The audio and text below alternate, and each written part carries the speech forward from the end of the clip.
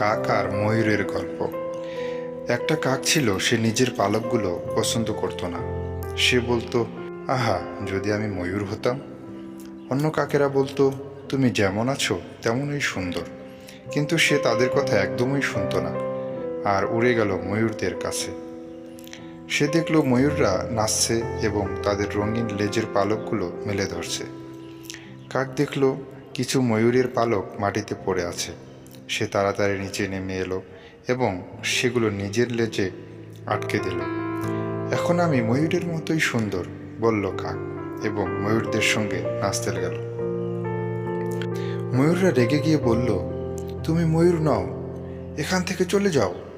দুঃখী কাক বাড়ি ফিরে এলো। একলা বসে থাকতেই অন্য কাকেরা বলল, নিজেকে যেমন আছো তেমন ভালোবাসতে শেখো। গল্পের নীতিশিক্ষা হলো, তুমি যেমন আছো তেমনই সুন্দর।